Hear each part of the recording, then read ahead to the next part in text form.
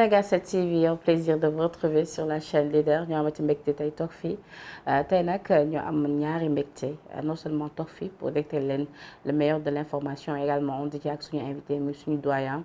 ci métier am taskatu xabaar yi muy Babacar Domingo Mané donc nag moom nag xàmme ngeen ko ci correct mais également xàmme ngeen ko en tant que canaliste politique en tant que journaliste de ce pays tey nag actualité bi laaj ñu daal di am mbégte dalal ko fii tey échanger ak moom ci li nga xamante ni moo ci gën a fës dina ci bokkit la fête de l'indépendance dina ko jiitu discours bi nga xamante ni son excellence président Macky Sall def na ko ni ki démb ak également tolluwaayu réew mi ci wàllu politique ak it présence su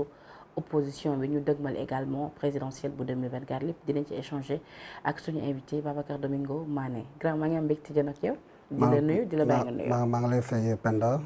am mbégte tamit ñëw tey Sénégal 7. wax ak seen téléspectateur. lu jëm si réew mi surtout tey vraiment fête bu mag. muy fête indépendance. donc je pense que boo déggee indépendance rek maanaam fête unité nationale la fête jeunesse la fête armée la. tout à fait waaw. alors grand Bakary sans plus tarder ma bëgg ñu door li nga xamante ni moom mooy suñu waxtaan. déjà laataa ñuy ñëw ci fête bi tey nag à rappeler que ni mooy marqué suñu 63e anniversaire. bi ñu amee suñu indépendance ba tey dinañ ci ñëw léegi seetaan nga tout à l'heure li nga xamante ni moom moo di défilé bi. mais laataa loolu démb. discours président bi tey jii boo ko doon jàngat sur la forme et le fond. d'abord bu ma ko doon jàngat sur la forme d'abord discours boo xam ne daal yàggul gis naa texte bi lire naa ko de bout en bout et forme bi ba léegi dafa am benn structure discours boo xam ne daal da ngay commencer da ngay jëkkee di dolli njukkal vraiment nit ñoo xam ne dañuy lutter pour que Sénégal moomee boppam. yaa ngi dégg ñoo xam ne daal tey du ngi sukuraat donc ñooñu il fallait que mu rappeler surtout le rôle de l'armée dans la préservation n'est-ce pas du territoire national loolu tam wax na ko mais li ma gën a soxal mooy dernier paragraphe discours bi fu mu waxee que il tend la main à tout le monde pour dialogue dafa ne je suis prêt vraiment à la concertation et j'invite toutes les forces vives de la nation vraiment à cette concertation mais am na benn kaddu boo xam ne daf ko laxas si biir parce que boo la jàngatee français rek man affaire boobu daf ma parce que man bu may jàng texte damay jàng vraiment lu si biir loo xam ne daal luy fës ak loo xam ne lu mu nëbbatu parce que dafa ne man d'accord naa je suis prêt pour tendre la main à tout le monde pour concertation nationale mais dafa ne dans le respect n'est-ce pas dans le respect n'est-ce pas de la Constitution et l'état de droit mais pourquoi disons phrase boobu ñëw parce que pour man boo ko rappeler rek nga xam ne am na lu mu wundu parce que boo ne dans le respect n'est-ce pas de la Constitution et dans le respect aussi disons de l'état de droit am na lu muy tekki parce que quand tu tends la main à quelqu'un na nga ne man daal pare na ngeen ñëw ñu waxtaan toutes les forces vives pour un Sénégal uni pour un Sénégal de cohésion très bien donc il n'a même pas besoin de rappeler que loolu dañ ko war a def dans le respect n'est-ce pas de la Constitution dans le respect n'est-ce pas dans le respect disons de la Constitution. l'a-t-il fait alors? Oui non pourquoi il l'a fait pour man il y a un sous-entendu parce que xam nga comme ni ma la wax rek damay kii benn philosophe mag allemand bu tudd Nietzsche dafa ne réalité boo gis rek nga ne fang lu nekk lu laxasi si ginnaaw moo gën a ëpp foofu li ngay gis donc pour man boo jàngatee boo def analyse du discours nga gis kii boobu phrase boobu nga xam ne am na lu mundu mun na tekki ne que mun nañu wax lépp sauf affaire troisième mandat candidature sauf troisième candidature parce que moom wax na ko si benn disons télévision française que le problème ne se pose pas au niveau juridique donc moom mooy institution bi moom mooy incarner voilà moom mooy incarner institution bi est-ce que ce n'est pas une façon de dire mun ngeen wax loolu mais sauf lii parce que respect institution la donc am na lu mu la xatu man vraiment depuis hier maa ngi analyser phrase boobu certainement c'est pas inaperçu pour certains mais man en tout cas comme jàng naa tamit analyse du discours donc phrase boobu daal ba léegi daal dama ne est-ce que l'appel est sincère damay laajte président de la République parce que c'est pas la première fois muy tendre la main aux forces vives mais à la fin après on a vu le résultat bi yoon je pense qu'on a vraiment besoin ce pays a besoin vraiment ñu toog ñu waxtaan parce que si waxtaan foofu la ñu mën a régler yenn questions yi je me souviens en 92 bi Wade nekkoon disons dans l'opposition mais grâce à cette concertation on a eu vraiment ce qu'on appelle le code consensuel de 1992 bu Kéba Mbaye donc loolu ça a fait avancer la démocratie donc tey je pense que le président Macky Sall war na toog vraiment avec toutes les forces vives ñu waxtaan mais waxtaan bi tam na la lu si dëgg parce que man lu ma seetlu vraiment depuis quelque temps ou du moins voilà nos hommes politiques ñoo xam ne ñu ngi palais présidentiel la plupart d'entre eux bu ñu wootee n'est-ce pas dialogue ça veut dire que dañuy nekk posture boo xam ne la arrangé wu leen mais bu ñu demee ba jekku rek ñu changer seen xar kanam c'est-à-dire qu'à la limite dialogue bi on a l'impression que dañ koy convoqué juste une sorte de vaisseau bu leen permettre de traverser la zone de turbulence yaa ngi dégg ma une fois que la zone de turbulence est passée et puis revient donc man dama ne Sénégal ñoo ko bokk lu wax na ko sax des gens qui se sont sacrifiés ñoo xam ne dañuy ñàkk seen bakkan loolu yëpp pour que Sénégal moomee boppam donc personne n'a le droit de faire reculer n'est-ce pas le Sénégal donc loolu benn nit rek mënu ko avancer certes moom la ñu wóolu jox ko lenge yi jox ko les bien sûr mais benn xel doyul pour man daal le président dafa war a ubbeeku yaa ngi déggal moo la et que yenn Sénégal yi ñoo xam ne da am na ay xalaat yu baax ñoom tamit dañu leen war a vraiment inviter autour de la table pour que ñu xool ban mooy formule bu baax bi parce que fii j'allais dire le climat de tension là ça n'arrange personne arrangé wul kenn dama ne kenn même lui-même en tant que président de la République arrangé ko donc am nañu les moyens ñu toog waxtaan pour ñu trouver solution. Oui, mais par rapport à la question de la troisième candidature, le président est-il si mal à l'aise parce que c'est-à-dire ba ci discours bi ñu bëri ñu ngi doon xaar à ce que mu prononcé wu là-dessus donc ni nag je dirais que c'était perdu d'avance parce que bëri na ay ñu analystes yu gisoon ni du ci wax parce que depuis la waxu ci donc du ci démb la koy def mais bëri woon na quand même ñu doon xaar mu leeral leen ci point boobu te il ne l'a pas fait. waaw man musuma naatable ne que président de la République du su wax au mois 4 avril xam nga président kan la siy wax à la veille des parrainages foofu la Sénégal yi di xam ndax day dem wala du dem day fekk mu déposer candidature bare ni nga xam parce que conseil constitutionnel faut même pas se faire d'illusion conseil constitutionnel war na man def ka valider parce que ñu mu teg foofu tamit mar détani donc vraiment pour man président de la République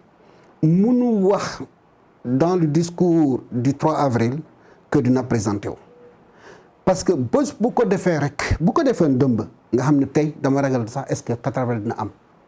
parce que Sénégal yi bari ñu koy xaar est-ce que réellement dina jëfe n'est-ce pas lu ñu séntu nii est-ce que dina ko jëfe donc su fekkee dëmb dafa déclaré woon que moom day nekk troisième disons day nekk candidat dama ragal réew mi daal vraiment mu nekk si beneen dimension loolu la xam moo tax il est en train de jouer la montre xam nga jouer la montre mooy lan da ngay repousser n'est-ce pas échéance yi mu repousser échéance yi ba benn jamono boo xam ne daal dañuy dëgg rek que président parmi les candidats bokk na si bu boobaa bon je sais pas comment le peuple va réagir mais moom en tant que chef de l'État ku mu wutoon fii dafa xeexoon kooku bi waa Ablaye Wade bëggoon def troisième candidature xeexal na ko ak mer gàddoom nit ñi gis nañ image yi gis nañ donc su fekkee moom tamit il est dans la même situation parce que affaire bi du affaire juriste affaire français la nul ne peut faire plus de deux mandats consécutifs c'est du français c'est pas de l'allemand c'est pas de l'anglais yaa ngi dem ça n'a rien à voir c'est pas un truc du juridique ça n'a rien à voir yaa ngi dégg la ma la wax donc mandat la rek un mandat, que ce soit un mandat de 7 ans, mandat de 6 ans, un mandat de 10 ans, mandat de 20 ans, c'est un mandat. Nul ne peut faire plus de 2 mandats consécutifs. C'est-à-dire, teglo. Nul. Xanaa nit ki nekk jinne rek su fekkee jinne nga bon bokkoo mais su fekkee nit nga yaa ngi affaire boobu daf la tënk donc dama ne dans tous les cas bu ñu ko yóbbee bu ñu ko bëgg a yóbbee si fànn juridisme du baax pour man dama ne c'est à la fois un problème linguistique mais un problème de morale politique nit kàddoom nit xam nga. pour mu nekk foofu la ko ñëpp di woo. voilà c'est ça góor ci wax ja mu bañ a def comme li Ablaye Wade defoon. wax waxeet. donc góor ji wax ci mais boo xoolee xam nga moo tax boo yenn saa boo tegee boo nee fang réalité bi ñun ñu jàppee la dëkk la foo xam ne dëkkoo fa mais fan la ñu koy natt d'abord moo bu mu ne man am naa droit def 7 ans mais man dinaa def 5 ans. nit ñi applaudir ko ba Sénégal yi kontaan naw ko lool si loolu quoi au début de son magistère dañu ne kii moom du koo xam ne dafa bëgg nguur mais au fur et à mesure affaire bi di yegg affaire bi kii laa gis le président mu accroché wu n'est-ce pas au pouvoir donc il avait promis aux Sénégalais que 5 ans lay def finalement mu def 7 ans. mais comme waxagul tamit mën nañ jàpp ni ba tey foofu dafa war Sénégalais yi parce que xam nga lu tax je sais qu'il y a des Sénégalais ñoo xam ne daal dañ ko woteel parce que phrase boobu bu mu génn gémminam moo tax ñu wote ko xam nga le comportement électoral boo ko analyser xam nga nit boo nee lu tax nit di wote diw doo ko sukkandiku si benn raison rek il y a une foultitude n'est-ce pas de raisons yoo xam ne daal mën na pousser nit ki jour vote bi glisser n'est-ce pas le bulletin dans l'urne pour voter n'est-ce pas Penda est-ce que xar kanam Penda moo ko neex wala am na benn bés Penda dafa wax loo xam ne daal marti tan affaire daf ko retenir wala est-ce que jigéenam la ainsi de suite donc il y a du benn raison moo poussé nit n'est-ce pas di wote wu am na ñoo xam ne daal même le jour n'est-ce pas des élections ba léegi bu ñu jógee seen kër dem ba si isoloir bi xamuñu sax pour kan la ñu wote mais il a suffi simplement que ñu xool si poubelle bi xob bi ñuy sànni noonu dañuy xool rek tout de suite choix bi ñëw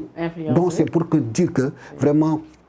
ku la ne diw dafa wote parce que benn raison la non du benn raison yoo xam ne c'est compliqué. mais comme waxagul tamit grand mën nañ jàpp ni ba tey peut-être à la dernière minute mën na bañ a bokk wala. waaye mën na bañ wala posé na ay actes yu nga xamante ni yéen tax na ngeen gëm ni dafa bëgg pour man dina ko jéem xëy na Sénégalais bu ñu réagir xëy na mën na delloo ginnaaw parce que président bu ñu am ni du amul personnalité président Ablaye Wade. Ablaye Wade des fois ku ñeme la ku téméraire la mais qualité Ablaye Wade mooy à un moment donné boo naroo reculer rek day reculer il a reculé à plusieurs reprises te loolu c'était bénéfique pour le pays mais kii li ma gis ni moom du reculer moom il est dans une logique de confrontation yaa ngi dégg na defante voilà damay wone gars yi que man maay président ainsi de suite dafa nekk si dans une logique de défense donc voilà ka attaque combat même dans son lexique bi parce que man loolu tam jàng naa ko ni muy waxee donc di ngay gis des références si mbër yi te le discours n'est-ce pas mbër yi yaa ngi déggal ma la jël la voilà bon donc ce discours renvoie à la confrontation yaa ngi déggal ma donc nous avons un président boo xam ne daal il est dans cette logique là te dama ne boo nekkee logique de confrontation baaxul parce que même la phrase le bout de phrase qu'il a glissé dans son discours hier bu mu ne dans le respect n'est-ce pas de l'état de droit et des institutions loolu defante la li nuru mu ngi defanta gars yi dafa ne gars yi oui te naa dem concertation mais am na loo xam ne daal du ma ko laal kenn du ko laal donc loolu lay wone c'est-à-dire que loolu lay wone donc voilà am na loo xam ne duñ ko waxtaane maanaam mooy sama candidature troisième candidature boobu leer na nañ constitution moo ma jox n'est-ce pas possibilité boobu donc dans tous les cas je pense que aujourd'hui man bu ma nekkoon à sa place li ko Idrissa Seck waxoon fale Thiès yàggul na dem def mu rafet te yàlla xam na ne am na lu mu def ci réew mi man ku nekk teg na ko bët loolu moom y a rien à faire yow loolu moom il faut am na lu mu def maintenant chantier mu fu mu baaxul mooy ci jikko yi c'est-à-dire que le caractère immatériel de ces réalisations boobu vraiment pour man bu mu ñëwee au pouvoir en 2012 d'ailleurs waxoon na ko Sénégal yi moom jikko yi lay defar donc moi je l'attendais là-bas parce que Abdoulaye Wade moom il était dans les grands chantiers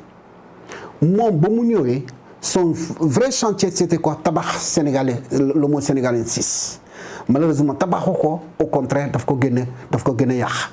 au mot sénégalais 6 te nit jikko la rek jikko bu amul rek nit dootoo nite donc pour nga nekk nit dëggantaan si jikko yi la malheureusement dama gis avec son avènement vraiment faydal beaucoup vraiment côté boobu quoi donc côté boobu moo des réalisation bi def na ko gaa gis nañ ko BRT et consort même su fekkee man des fois mun naa discuter la priorité de certains investissements yaa ngi déggal ma BRT bi nga tudd léegi c'est important dégg gis nga ko déglu ko ci discours am mu ne les premiers bus seront livrés en mai plus de 158 bus spéciaux qui seront alimentés par voie solaire ak également plus de 1000 jeunes yi nga xamante ne dinañ leen employé ci BRT mais man maa ngi koy jaajëfal vraiment kontaan na Sénégal yëpp kontaan na si réalisation boobu mais xam nga réalisation bu ne fang rek y a des questions yoo xam ne dañ ko war a soulever en tant qu'intellectuel yaa ngi déggal mu la le BRT ñaatal milliards la coûté Sénégal BRT bi mu nga gis ba léegi on connaît même pas les vrais chiffres ñaata milliards lay coûté Sénégal est-ce que chiffres yi ñu annoncé dëggantaan loolu la coûté dëggantaan parce que day mel ni yow da ngay wax sa grand frère nga ne ko jox ma junni damay jënd pantalon yow sa jëmm bopp xam nga ne pantalon moom bi jaarul nekkul benn junni ay ñaar téeméer la doon mu jox la junni bi yow nga dem wuti pantalon bi ñaar téeméer lu si des nga def ko sa gafak pourtant moom junni mu la jox noonu daf ko lebal il faut que mu fay ko bu ko fayul xam na doomam moo koy fay ainsi de suite c'est exactement pareil schéma boobu la mooy c'est-à-dire que le problème ñu am vraiment la gouvernance en Afrique mooy certes nit mun na disons choisir une réalisation mais choix bu muy def les questions pertinentes que les gens se posent c'est ça coûte combien parce que c'est des générations ñooy fay xaalis bi c'est ça Sénégal bi sa génération yeneen génération ñoo fay parce que ça va coûter des milliards et des milliards donc moi je suis d'accord que ñu def ay réalisation mais que ñu def disons réalisation yooyu ñoo xam ne daal ñoo koy toppatoo nañu ragal yàlla lu mu coûté ñu wax ko lii lay coûté ñu bañ def ay junjaaj parce que junjaaj yooyu noo nekk di gaañ Sénégal. te ce qui s'est passé même avec le terre récemment ak coow li nga xam amoon na ci déglu woon naa ko mel ni suñu doyen Doudou Wade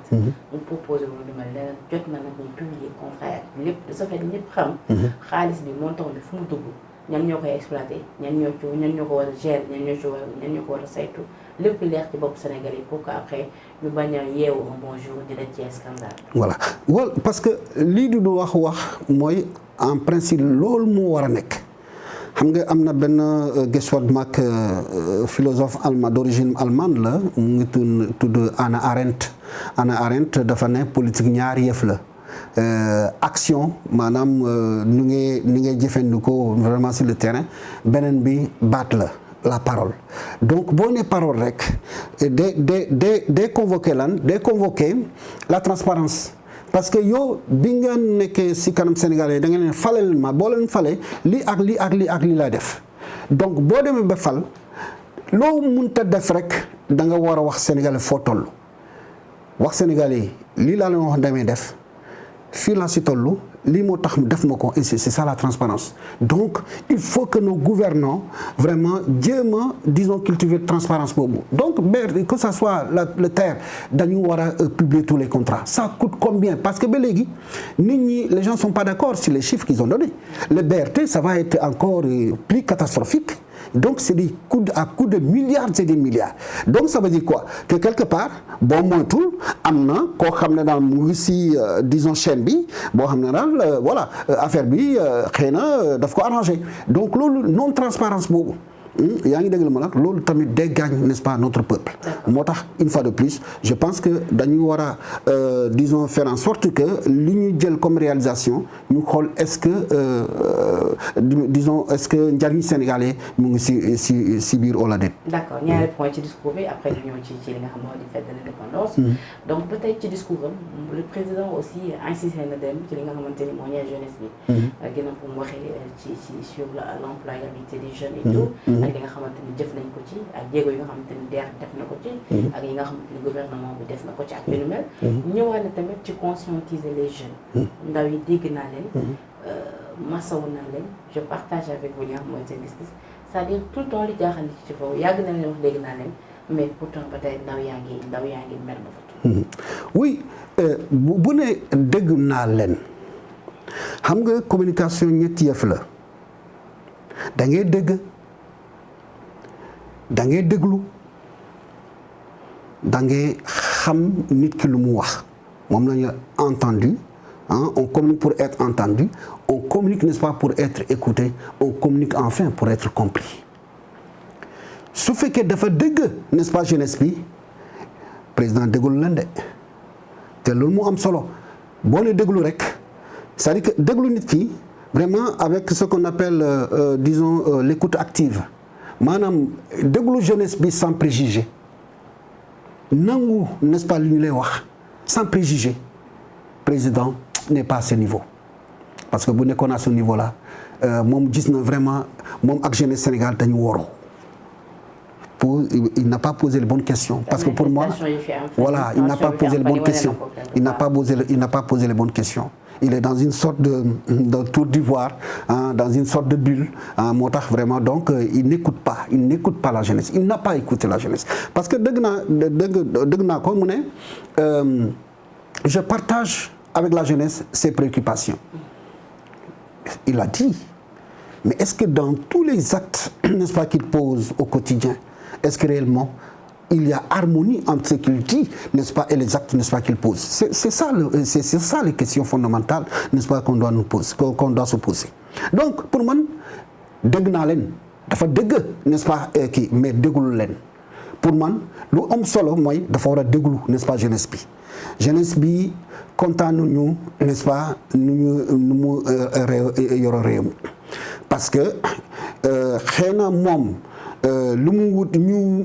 mu wut fii yi fi am fan yi moo tax mu waxee noonu pour les calmer. oui mais pour les calmer mais il n'a pas fait l'effort de les écouter te jeunesse boobu xëy na sax jour boobu sax nekkuñu sax devant la télévision di ko déglu xëy na dégluñu ko donc pour man je pense que la meilleure démarche et d'ailleurs même le prochain président qui va venir loolu laa koy xelal xamoo kan moo ñëw mais ku munta ñëw boo buggee vraiment jeunesse bi nga ànd ak ñoom il faut que nga jox leen lu ñu moom. D'accord. lan la ñu moom jeunesse bi. Oui. Jeunesse bi personne ne peut parler à la place des jeunes mais pourquoi on ne peut pas écouter les jeunes parler xam def ay propositions ça de sortie de crise mais ces gosses sont en avance n'est-ce pas sur le peuple loolu mooy dëgg mais. Comme dañ leen utiliser comme des chairs à canon pour certains dañ leen utiliser vraiment comme escalier pour d'autres xale yi dañu jël seen bopp et te loolu démarche boobu nangatuñ ko moo tax ñu fippu. D'accord alors grand beneen mbir bi nga xamante ni discours bi tamit ñenn ñi du ma ne ñëpp. président dafa doon tàmm également buy adressé à la nation quand même di wax ci li nga xamante ni moo di détenu yi nga xamante ni libéré nañ leen. ñu nekk si jamono ji nga xamante ne arrestation yi bëri na détenu yi bëri nañu loolu ci kaso yi mais pourtant démb waxu ci. oui moo tax ma ne est-ce que réellement président de la République dialogue bu mu woote nii est-ce que gëm na ko. parce que loo xam ne daal chaque veille n'est-ce pas de 4 avril dafa daan libérer n'est-ce pas ay détenus. C'était l'occasion pour que woote bu mu woote ndëmb mu nekk en harmonie ak acte yi muy posé. Il y a plus de 600 jeunes n'est-ce pas qui croupissent dans les geôles dans les prisons au Sénégal. xale yi je veux dire vraiment c'est des détenus politiques c'est des détenus n'est-ce pas d'opinion. Donc amuñu seen place foofu du seen place xale yi na leen génne bu leen génne woon mais wóor na ma ni la main qui a tendu n'est-ce pas l'opposition pour ñu ñëw si 4 avril dañu ñëw mais comment tu peux tendre la main à une opposition alors que seen militants seen sympathisants ak sénégalais yoo xam ne nekkuñu sax militants ñoo xam ne ñu ngi rap n'est-ce pas ñu ngi si kaso bi te amoon nga occasion pour élargir n'est-ce pas tout ce beau monde élargir maanaam libérer leen. mais defu ko non parce que loolu bu ko defoon nit ñi dañ koy xam parce que chaque fois qu'il élargit des gens donc loolu am na communiqué bu ñu envoyé donc loolu donc pour man c'est pas encore trop tard. tey def nañu suñu fait tey mën na jël la résolution vraiment de libérer ces gosses là parce que pour man bu ko defee dialogue bu mu wootee nii ku fu demul en ce moment dañu ne yow moom bëggoo Sénégal parce que au moins président de la République def na jéego il a libéré les 600 même su fekkee vraiment il ne devait même pas les arrêter ces gosses là. Même il y a des élèves parmi eux, des enseignants parmi eux. Il y a également donc ils n'avaient même pas le droit de le faire mais def nañu ko mais dañu leen war a libérer bu ko libérer à la veille n'est-ce pas du 4 avril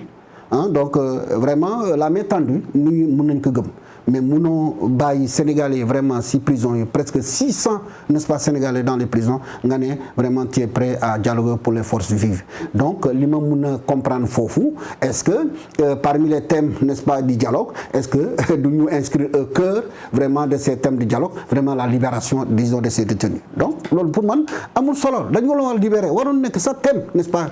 pour man thème vraiment dialogue bi mooy lan le fichier électoral le processus électoral c'est la transparence xale yi les primo-votants là ñoo xam ne daal dañu leen privé vraiment de leur droit de vote loolu moo war a nekk waxtaan bi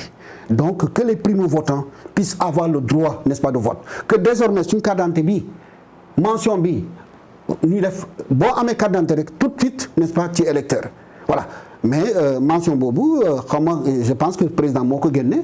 donc à un moment donné da ngay gis carte d'identité boo xam ne daal dañu ne bon da ngay tu as droit de vote il y a d'autres yoo xam ne duñ ko pourquoi ñu def loolu nga xam ne daal il y a quelque chose qui ne marche pas voilà ñu ngi jëm ci présidentielle voilà te dem ci discours boo xam ne dara nga xamante ne jëm ci élection yi voilà mais justement xam nga ba tey sax Penda kenn mënu la wax kan mooy candidat à la présidentielle de 2024 ba léegi kenn c'est-à-dire que Macky Sall kenn xamul est-ce que na nekk candidat est-ce que Karim Wade na nekk candidat est-ce que voilà ba léegi c'est flou on est à 10 mois n'est-ce pas l'élection présidentielle pratiquement mais tout est flou c'est-à-dire que personne ne peut mais situation boobu nu muy demee noonu dans un pays normal loolu dafa waroon féete boor même le temps qu'on a accordé à la révision mais c'est du noonu ça devait faire au moins 6 mois permettre Sénégalais yi vraiment inscrire ñoo xam ne la parce que c'est un droit le vote est un droit donc pour man bu ñu bëggee am société boo xam ne la nit ñi dañuy unir nit ñi dañuy kii vraiment il faut que ñuy jox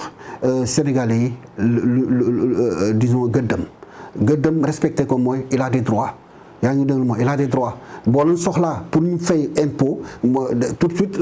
voilà da ngay kii boo yëpp Sénégal yëpp ñoo fay impôt pratiquement yaa ngi dégg donc comme dañuy fay impôt am nañu tamit le devoir la mais am nañu tamit ay droits yoo xam ne daal pour man c'est le droit de l'homme maanaam avoir le droit d'opiner joxe sa xalaat si telle ou telle chose avoir le droit de vote loolu tamit dañ ko war a sàmm. c'est important. Alors à rappeler que ni yéen a ngi sur seen entretien ak suñu invité du jour di suñu grand Bakary Domingo Mané taskatu xabaar analyste politique nga échanger ak moom ci li nga xamante ni moo gën a fës rawatina suñu fête de l'indépendance. alors que maa ngi ko doon wax sànq aujourd'hui ñu ngi fêté suñu 63e anniversaire mais depuis près de 4 ans je dirais. gëj nañ def li nga xamante ni moo di président bi je dirais gëj nañ ko fête mais parce que dans la situation bi ni mu demee woon Covid bi ak yu ni mel jafe-jafe yeeg yooyu moo woon pourquoi selon vous le président a choisi plus précisément suñu 63e anniversaire mu tombé ci jamono yi nga xam ay tension amoon na fi entre opposition bi pouvoir bi manifestation bi nu mel pour mën a def li nga xamante ni moom mooy di président bi même su fekkee ne am na ñu gis ni est-ce que de démonstration de force la ci jublu par rapport ak armée ak jumtukaay yi nga xamante ne am nañ ko. waaw loolu moom je pense que bu ñu ko defee critique boobu pour moi c'est pas une critique objective parce que pour lu tax ma wax loolu parce que fête indépendance boo gis rek c'est une sorte de parade on permet à l'armée de parader et de montrer sa force. Fête munta doon, c'est ça le sens premier. C'est vrai, on dit que fête kii la fête jeunesse la ak fête armée mais booy feete da ngay wone sa taaru donc armée day war a taaram day wone n'est-ce pas doolam. Donc loolu on peut pas dire que ouais c'est pour non loolu moom je pense que toutes les fêtes de l'indépendance se valent. Maintenant moom tamit en tant que président de la République il faut que mu wone yan jumtukaay la joxe armée bi yan jumtukaay la joxe gendarmerie yan jumtukaay la joxe n'est-ce pas disons police bi. Donc loolu tamit daf koy def à son compte. Parce qu'en tant que président de la République moom moo xëy na inspiré financement yooyu il faut que mu wone ko. Donc que ça soit Wade quand il était là moom tamit dafa doon parader avec à l'occasion n'est-ce pas du 4 avril Diouf idem. Donc on peut comprendre que à Covid bi il y a un certain nombre à un moment donné dañ ko def vraiment réduit à sa plus grande expression c'est normal mais bi yoon moom en 2023 amul Covid pratiquement. Donc dafa nekkoon li nga xamante ni c'est-à-dire parce que rappelez que ni thème bi ñu retenir pour cette année. mooy les forces de défense et de sécurité et préservation des ressources naturelles. Président sax dem discours insister ci sécurité bi nga xamante ne installé nañ ko gën nañoo ñoŋal suñu sécurité rawatina également ci suñu frontière ak yu mel démb dégg nañ ko ci discours bi wax na sax ba limaat ay postes yi nga xamante ni sax taxawal nañ ko bees notamment commissariat bu Golf ak yeneen ba ci bu Kër Massar lépp ñu jëm ci li nga xamante ni moo di suñu kaaraange réew ginnaaw bi dañoo am ay suñu ressources naturelles te ñu jëm ci exploitation bi ci 2024 mais est-ce que lu ni mel tamit moo waral moo gën a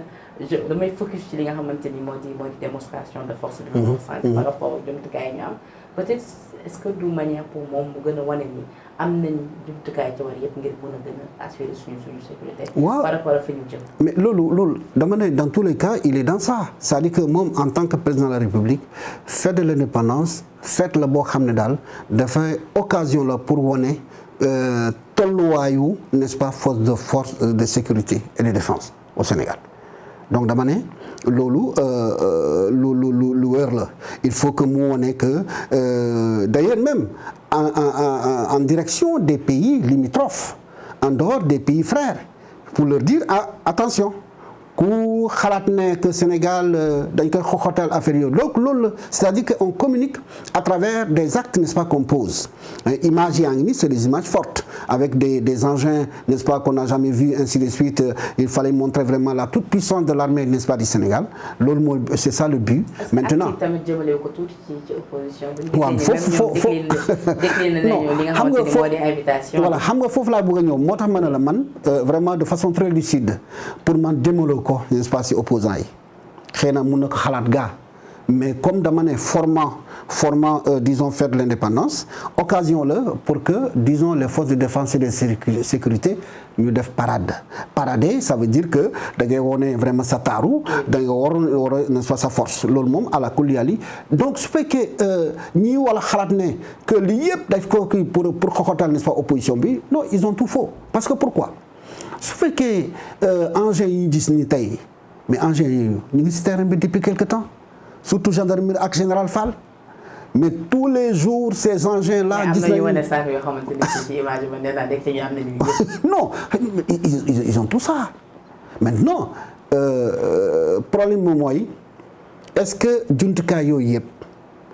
c'est pour assurer notre sécurité ou bien c'est pour réprimer nañ ko wax te dee est-ce que ce sont des outils yoo xam ne daal dañ ko utiliser pour aar Sénégalais bi wala pour réprimer ko dès l'instant où il est prêt à dire man daa d'accord Mali d'accord Malais bàyyi ma marche ñu ne doo fi marche après ñu génne jumtukaay yëpp di ko su fekkee loolu la amul benn njëriñ je pense que njëriñ bi mooy nañ utiliser jumtukaay yooyu pour aar n'est-ce pas sénégalais parce que yaa ngi dégg sénégalais dans les quartiers ils te disent que ils sont dans une insécurité indescriptible donc pour man ce n'est pas pour titre opposant yi. parce que le plus souvent force reste à la loi. opposition bëggee manifester bi ci bëri ñu daal di koy bañ duñ ko utiliser ak yu nu mel jamono ci les tensions yu bëri ñu choisir précisément moment bi pour def li nga xamante ni moo di défilé bi génnee jumtukaay yëpp. voilà am nañu ko c'est normal que ñenn ñi jàpp ni peut-être c'est pour intimider l'opposition. oui d'ailleurs j'aime bien le bout de phrase que tu as sorti tout de suite force reste à la loi ñoo koy wax ñoom waa nguur gi. mosoon naa bind papier intitulé où est l'État état anamu parce que boo analyser tey yow dans ton quartier da ngay gis loo xam ne la jaadul tu as besoin de la présence n'est-ce pas de l'État mais doo ko gis nga dem si mbedd bi nga gis loo xam ne daal vraiment waroo ko gis nga soxla vraiment État teew mais doo ko gis où est l'État mais chaque fois que en tout cas man loolu mooy sama analyse chaque fois que leur pouvoir vacille est en difficulté on entend vraiment ces éléments de langage force reste à la loi ça veut dire quoi préservons notre pouvoir mais le pouvoir du peuple c'est pas notre problème c'est comme cela qu'on va voir les choses donc il faut que nit ñi analyser les choses avec lucidité parce que pour man boo dëgërul rek day andi encore la dynamique la logique n'est-ce pas de confrontation wala dinaa wane nit ñi vraiment peuple bi vraiment am naa jumtukaay am naa lii après nga gën non mais ci loolu noo gisee refus bu waa Yewwi Askan Wi bañ a wuy ci invitation bu président Macky Sall pour fêter ensemble l'indépendance mais également bu ñam Mimi Touré et autres. oui xam nga politique day mel da koy méngale ak doomu aadama bu kontaanee daf koy wone bu kontaanul daf koy wone mais le temps politique est un temps boo xam ne daal boo koy nat da ngay xool contexte bi xëy na ñoom dans un autre contexte bu ñu defoon lu ñu def xëy na ça va pas marquer les esprits mais fii il s'agit de la fête nationale on leur tend la main te ñoom nañu duñu dem parce que simplement ils ont des prisonniers n'est-ce pas dans les jeunes qui sont croupis n'est-ce pas dans la prison c'est vrai c'est-à-dire pour man c'est une humeur maanaam humeur la n'est-ce pas la ñuy wone ñoom c'est-à-dire ils sont en train d'exprimer une humeur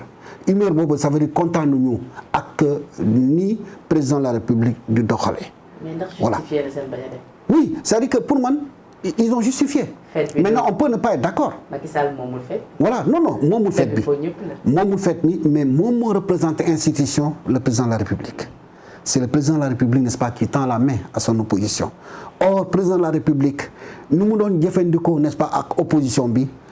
mar d'État et d'ailleurs pendant nañu woon invitation boobu ndax loolu doon woon nekk benn acte mais xam nga loolu yëpp fan la mbir mi njegee pour man y a une confusion comme disait l'autre quoi les psychologues y a une sorte de conflit de rôle mooy lan mooy président de la République à un moment donné a aussi n'est-ce pas l'habit n'est-ce pas du président n'est-ce pas de l'APR à un moment donné dans sa confrontation avec l'opposition doo xam à un moment donné est-ce que président mooy wax wala disons chef parti président parti n'est-ce pas APR n'est-ce pas moo wax donc pour man c'est juste pour marquer le coup parce que xam nga lu tax ma wax loolu fête de l'indépendance bi dañuy invité ay gan yoo xam ne dañuy jóge ci yeneen pays yeneen président dañu ñëw donc pour man c'est un temps n'est-ce pas qu'ils ont choisi temps bi ñu choisir mooy vraiment faire en sorte que seen communication ils sont dans la communication politique carrément donc acte bu ñu posé ni le refus c'est une façon de dire aux étrangers disons aux invités que oui on n'est pas d'accord avec les actes posés par le président de la République parce que il y a plus de 600 n'est-ce pas personnes qui croupissent dans la pour faute simplement parce qu'ils ont manifesté donc loolu mooy occasion bu ñu saisir peut-être que dans d'autres circonstances ils n'auraient pas peut-être agi de la même façon pour man c'était opportun pour eux vraiment maintenant est-ce que war nañ ko ku nekk maintenant est libre de juger vraiment de la pertinence ou non de leur refus. D'accord alors ñaari question ñu daal di tëj waxtu bi jeex na dama bëggoon am sa gis-gis par rapport ak présidentielle de 2024 ñu jëm ak candidat yu bëri yi nga xamante ni ñu ngi commencé di fële fu nekk am na sax ñu jot possible candidature bu Idrissa Seck mais également cette affaire là ak mu mel ni des candidats comme Ousmane Sonko par exemple lan la lay inspiré bu ñu gisee jafe-jafe yi nga xamante am na ko ci wàllu yoon ci gën bi ci mujj di l'affaire Prodac te Mame Mbaye Niang interjeté na appel daal di annoncé ab deuxième mi-temps. non pour man 2024 occasion la woon pour le président de la République de se racheter parce que pour man il a dû poser un certain nombre d'actes yoo xam ne daal dafa nasaxal n'est-ce pas démocratie pour moi c'était le moment vraiment de se rattraper en faisant en sorte que ku bëgg a nekk candidat na ko nekk même parrainage bi man d'accorduma ñu tëgg n'est-ce pas parrainage bi parce que pour moi vraiment on viole le droit de quelqu'un de se présenter devant ses compatriotes donc pour man su fekkee dialogue bi def nañu ko dañu war a dindi n'est-ce pas le parrainage pour permettre à chaque Sénégalais qui veut vraiment d'être candidat maintenant affaire Ousmane Sonko parce que aujourd'hui loolu moo cristallisé n'est-ce pas le débat national voilà on a l'impression que vraiment waa nguur gi on a l'impression que waa nguur gi ñu ngi fexe lépp pour que Sonko bañ a bokk te loolu boo ko analyser da ngay gis ni am na lu fi xewoon te comme ñoom ñam nañ ko neex na ñamaat ko neex na dañ ko bugg n'est-ce pas ñamaat une troisième fois def nañ ko n'est-ce pas Karim Wade n'est-ce pas def nañ ko n'est-ce pas ak disons Khalifa Ababacar Sall tey ñu ngi fexeel n'est-ce pas Ousmane Sonko pour man nañu bañ a vraiment utiliser la justice vraiment pour arriver à des fins parce que évidemment da ngay mbubboo justice mais mu am melokaan justice pour dire que vraiment sanction boobu c'est entre deux Sénégalais ni xam nañu ko boo amee gis-gis boo amee dëgg-dëgg nga xam ni daal vraiment du affaire mbiru waa Sénégal deux Sénégalais kese la non fii état dafa dugal boppam si biir la preuve si je prends le cas Mame Mbaye Niang les avocats ñu koy layal mais avocat gouvernement yi la ñu koy layal pourtant ñu ne privé la avocat ñu koy layal avocat gouvernement yi la te expérience boobu dañ ko am depuis Wade et consort yoo xam ne y a un pool d'avocats yoo xam ne daal gouvernement bi li ñu layal moom ñoo ko layal donc pour man il est temps que nañu rester zéro c'est pourquoi encore je reviens à la concertation je reviens au dialogue toutes ces questions là dañ ko war a vraiment ñu dëgg bal bi waxoon naa si benn émission dans une télévision de la place Mame Mbaye Niang wax naa ko ma ne ko bu ma amee conseil bu mu lay jox xam naa papam bu baax parce qu'à l'époque quand on était jeune reporter on le trouvait sur le terrain politique papam donc na retiré na bàyyi na dellu ginnaaw. am na solo mais laata ñuy ñëw ci beneen point. sa analyse c'est-à-dire de manière plus approfondie. Par rapport à la personne d'Ousmane Sonko. Qui aujourd'hui je dirais incarne le chef de l'opposition au Sénégal. Est-ce que tey jàpp nga ni dëgg-dëgg dañ ko bëgg faagaagal comme li ko ñenn ñi gisee et dérange à tel point que tey jii lu mu wax rek dañ ci sukkandiku bu ko écarter. waaw xam nga déjà moi je pense que le phénomène Ousmane Sonko dañ ko war a analyser et des intellectuels de ce pays ñoo xam nañu xarañ ci mbir boobu dañu war a élucider Sénégalais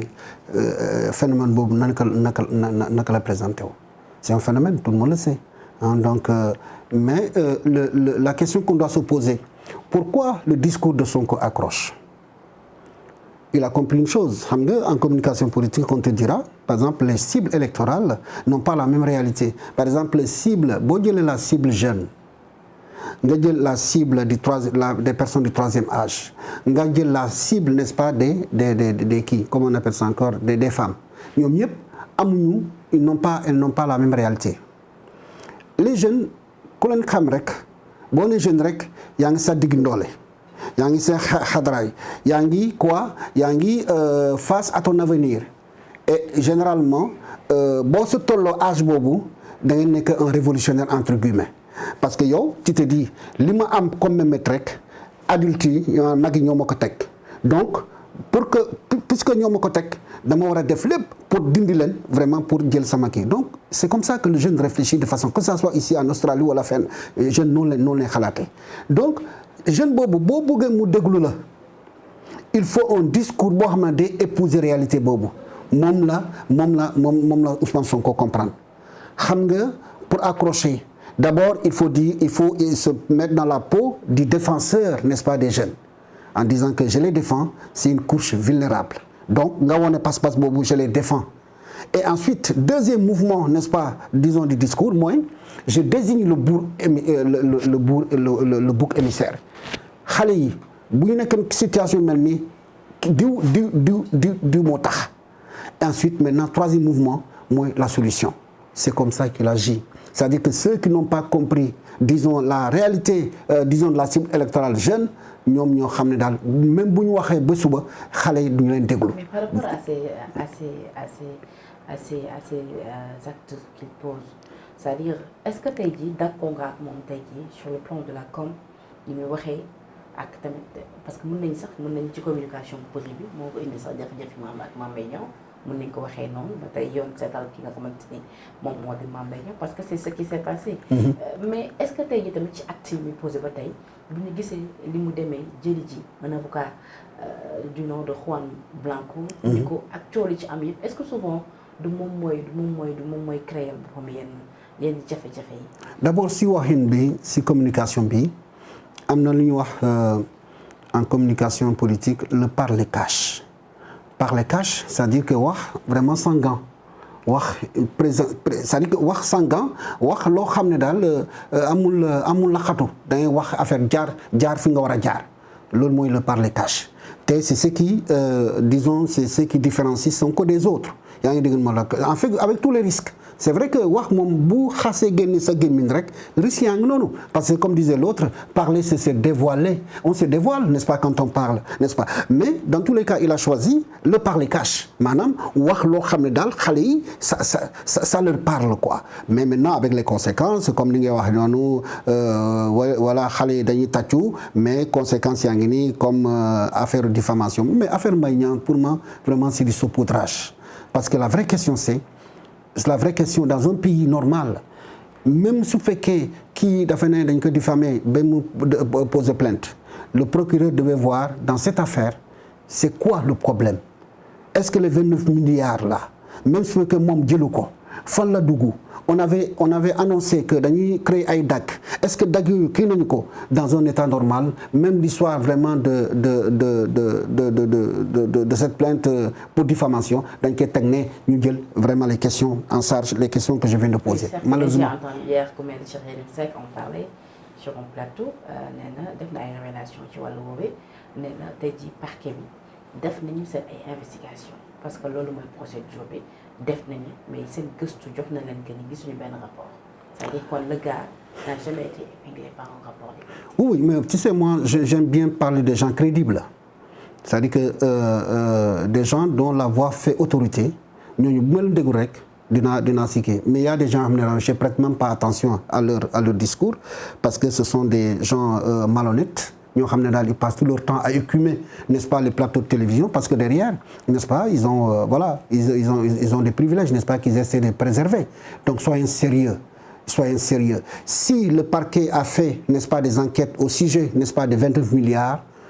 ces résultats doivent être rendus publics parce que pour moi c'est pas un secret dans tous les cas on a vu le parquet communiquer autour d'un certain nombre de dossiers parce que c'est comme cela c'est la transparence qui les exige donc su fekkee ñoom def nañu ay enquêtes au sujet des 29 milliards nañ ko wax Sénégalais yi alors c'est pas quelqu'un vraiment qui manque de crédibilité qui va venir dire aux Sénégalais que moi écoute il y a des gens que je n'écoute pas parce que pour moi ils n'apportent rien au débat public parce que ils ne savent rien ce sont des chercheurs de primes man du ma déglu ñooñu mais par contre ko léegi sama biir wax mais Juan Branco ba tey tamit ñu rattaché ko à Sonko parce que moom moo ko woo mu bokk ci pool d'avocat mais gis nga après coow li ci am bu mu waree ñëw pour défendre client ñu rapatrier ko ak yu ni mel propos yi nga xamante ni tenir na ko ba après ministère de l'Intérieur def ci ab communiqué ban gis-gis nga ci am également. oui d'abord Juan Branco man gis naa tweet bi jàng naa ko. mais sax ci live président Macky Sall ci discours bi ñu ci nekkoon di commenter di charité. xam nga Juan Branco tamit dafa doy waar. Oui,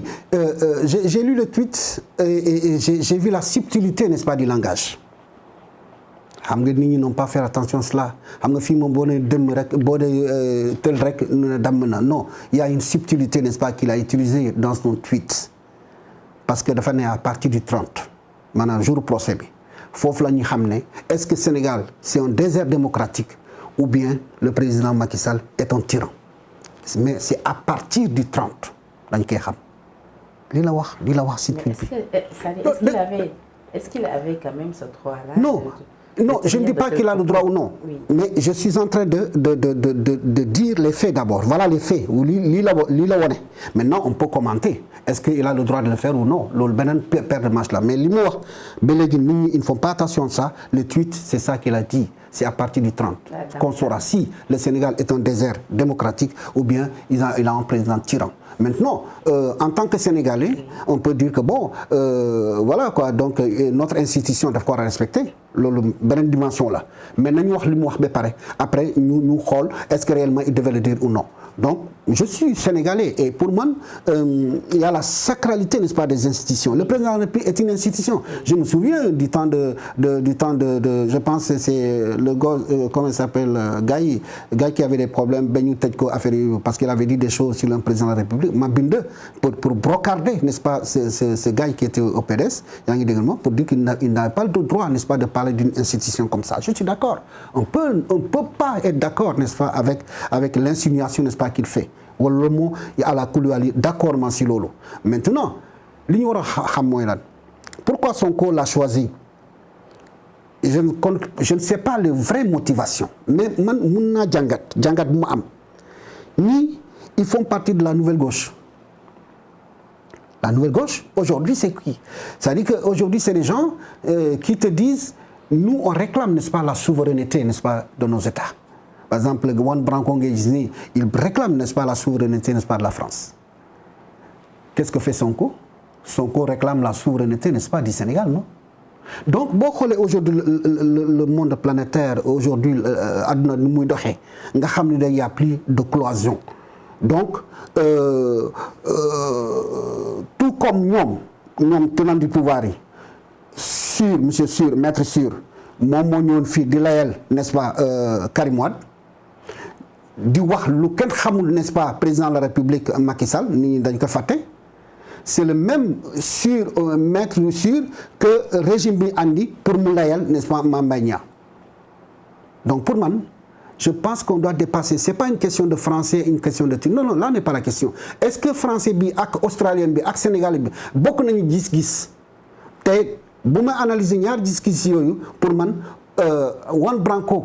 ak Ousmane Sonko ak yeneen yi ñoo xam ne daal ils sont souverainistes, ñoom vraiment ñoo bokk gis-gis. Il est jeune, il a 26 ans. L'autre est jeune et plus âgé que lui, certes, mais il est encore jeune. Donc, c'est pas une question de complexer. Dama dégg benn waay di ne Sonko est complexé parce que simplement il a fait appel à un avocat tubaab. Non, non, non. C'est pas du complexe parce que sinon ñun lu ñu jàng nasaraan yëpp nañ ko bàyyi. benn position bu amoon ci tubaab yi. Donc suñ ko gisee tey jii muy convoqué ay avocats français. Est-ce que quelque part li mu gis-gisam bi mu yàggoon jaay. mais justement c'est pourquoi ñun journalistes yi dañu war a def attention. Man des fois damay yéemu. Moi je pense que souvent am na ñoo xam ne la ñu nekk suñu biir qui ont perdu la faculté critique maanaam mbir bu xewee da nga ko war a càmbar. Ousmane Sonko, je n'ai jamais entendu dire que bu mu jëlee pouvoir bec de dàq ñëpp dafa ne en tout cas loolu dëgg naa ko et je pense qu'il est toujours dans cette logique là que Sénégal mooy njëkk mooy mujj bu mu war a négocier, n'est-ce pas, ak pouvoir étranger Sénégal moo njëkk 50-50 te loolu amuloon fii dañuy jox 90 yëpp tubaab yi ñu jël, n'est-ce pas, 30% yi fu ñu ko teg. Donc loolu tamit je pense que c'est bon à rappeler parce qu'il y a de la manipulation derrière. En tant que professeur de communication politique, je sais d'où ça vient et tout ça. Donc nous, en tant que journalistes, nous tomber dans le piège, n'est-ce pas, de ces politiciens. Et il faut que nous tchambar mbir bu xew rek nañ ko tchambar. D'accord, c'est important. Et grand fini daaneel nag moo di l'affaire Pape Ndiaye, un confrère donc depuis lors mu ngi ci kaso bi. Yow ban gis-gis nga ci am sur cette affaire? Également en tant qu'ancien président bu CORED. tey jii ban taxawaay ci am parce que ñu bëri dañ ni sentir ñu trop ñu porté combat bi comme ni ñu ko porté woon sur l'affaire Pape Alé. Loolu dëgg la d'abord di ko mettitlu le fait même d'emprisonner disons un journaliste pour man c'est catastrophique dans un pays. Dañuy commencé di tëj ay kii antenne. Avec le CNRA qu'il a fait à plusieurs reprises et ça dañ ko mës a ñaawlu donc wala avec Walf aussi def na ko donc defaat ko encore et loolu c'est pas bien, c'est pas un bon truc. xam nga boo nee liberté de la presse dafa am ñaar tànk. Il y a liberté d'expression et la liberté d'opinion. Liberté d'expression mooy am sañ-sañ wax mooy expression mais benn liberté d'opinion mooy am sañ-sañ wax sa xalaat ñaar ñooñu ñoo dajale joxe lu ñu wax n'est-ce pas liberté de presse. Dans un pays normal li mu wax pour man il est dans son rôle. C'est pas pour rien que ñun dañuy xeexoon fii dans le code de la presse ñu introduire lu ñuy wax la dépénalisation. Dépénaliser ça veut dire quoi? Tout ce qui est délit de presse nañ ko dindi fale journaliste bu diffamé duñ ko tëj duñ ko yóbbu kaso mais dañ koy alamaan lii la ñu waxoon ba Abdoulaye Wade d'accord si mais bu ñu yóbbee vraiment code bi à l'Assemblée nationale député lànk Macky Sall ñëw député lànk ñu ne ñu boo leen dindul affaire boobu ñun duñu voté code de la presse bi ñu ne duñ ko dindi. Prenez vos responsabilités mais ñun duñ ko dindi donc état Sénégal moo dindi disposition boobu mu ngoon n'est-ce pas si kii bi loo xam ne daal boo diffamé nit doo dem si kaso mais dañu ne alamaan loolu la dépénalisation des délits de presse. Donc le cas de Pam Ndiaye pour man CORED am na solution bi xam man maa nekkoon disons président du CORED. Conseil pour l'observation des règles d'éthique et de déontologie yoo xam ne daal dañuy càmbar journaliste naka la lan moo war a nekk melokaanam naka la war a comporter wu et consort bi muy président mi la République bu muy installé le tribunal des pairs. Le tribunal des pairs mooy suñu juge yi ñu dañu am suñu tribunal bopp ñu am suñu juge bu mu ñëwee bu ma defee sama discours ba pare moom président toog sama wet en tant que président n'est-ce pas du conseil du conseil du CORED mais am na wax boo xam dafa am solo dafa ne léegi même man ñu gouvernement léegi su fekkee journaliste dafa ñu diffamer dafa lu yoon dootu ko yóbbu si devant les tribunaux de droit commun léegi dañu leen transférer au niveau du tribunal des pairs nit ñi tàcc loolu parce que loolu mooy avancer n'est-ce pas démocratie mais fu mu ko waxee ba tey bu may wax nii musu ko jëfee donc ñun dañu ne état wala ministère de la justice mënoon na saisir n'est-ce pas le tribunal des pairs sur le cas Pam Ndiaye en disant il a dit ceci là cela donc on laisse vraiment le tribunal des pairs trancher loolu bu ko defoon xëy na ñu teg daan dama ne xëy na mu ñu teg daan parce que ñoom tamit bu ñu ñëwee dañuy càmbar est-ce que lu mu wax war na ko wax ñu dem xool la charte des journalistes du Sénégal ñu xool code de la presse bi lan la tënk est-ce que journaliste bi lu mu wax est-ce que tënk na vraiment si dëgg wala déet. sax tamit porté ngeen combat bi grand comme ni mu waxee c'est-à-dire gis ko si ñenn ñi la correct. oui taxaw seetlu bi ñeent si xam wax ni da ngeen ko def. ci sur l'affaire Pape Ndiaye. te moom mu bokkoon si ñi nga xamante ni ku portoon combat la faire. c'est vrai je reconnais que mobilisation boo ñu amoon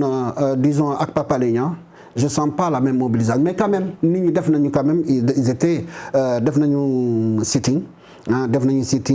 fale man dem naa foofu kër fale Walfadjri le Synpics aussi même le président du CORED l'actuel président du CORED dem na foofu il était là-bas donc nit ñi ñu ngi yëngatu et ils sont en train de mener d'autres actions yoo xam ne la souterraines pour que ñu bàyyi n'est-ce pas Pape Ndiaye voilà place journaliste moom du kaso. Voilà parce que et puis c'est un gosse boo xam ne il est très mesuré. moi je le suis il est très mesuré très respectueux man moom mu sa dëgg vraiment mu def ay moo déplacé n'est-ce pas à l'antenne il a une tenue très correcte donc vraiment je lance un appel au président de la République au ministre Ismaïla Madior Fall vraiment pour mu bàyyi suñu naataango bi Pape Ndiaye comme ça mu retourner dans sa famille. Alors grand ça a été un plaisir. C'est moi. Vraiment tey bég naa lool jën ak yow ndax nag yow da ngay suñu soppe ngay suñu doyen ci métier bi ñu yàgg la ci naw naw la ci ba tey yàgg la suivre également ci sa xam-xam bu sell bi nga xamante ni tey nangu nga ñëw partagé ko ak ñun Sénégal 7 ñu ngi ciy remercier bu baax a baax kër gi nag sa kër la grand bu fi liggéey. waaw incha allah en tout cas kontaan naa c'est la première fois may ñëw fii et surtout seen patron sama nit bu baax la moom tamit lu muy def si métier bi vraiment macha allah quand même mu ngi béy waaram et c'est comme cela on a besoin des journalistes percutants parce que politiciens yi ñoom ils sont dans leur rôle mais ñun en tant que journaliste askan bi la ñu fi toogal yaa ngi dégg c'est-à-dire on lutte pour on travaille pour l'intérêt général yaa ngi souvent nit ñi dañ koy fàtte donc day mel ni ça journaliste bu ñu poser question à un invité am na ñoo xam dañuy mer ils se disent mais la question est très évidente non il le pose pas pour lui-même mais il le pose n'est-ce pas pour askan wi loolu tamit dañu war a xam vraiment liggéey journaliste et puis loolu je pense que même y a même des émissions loolu li ngeen war a def pour expliquer suñu liggéey lan la tout à fait voilà il y a pas de question bête voilà question bu nekk am na ko ma intéressé am na ko ma soxal voilà donc c'était Bakary Domingo Mané journaliste analyste politique ancien président du corps administrateur de Monde Afrique tey moo nekkoon suñu invité ñu am mbégte la jël ak moom di ko remercier ci disponibilité di remercier également la régie ci liggéey bu am solo bi les caméramans les monteurs et tout di leen jox dig daje ci yeneen plateau d'ici là portez-vous bien jërë ngeen jëf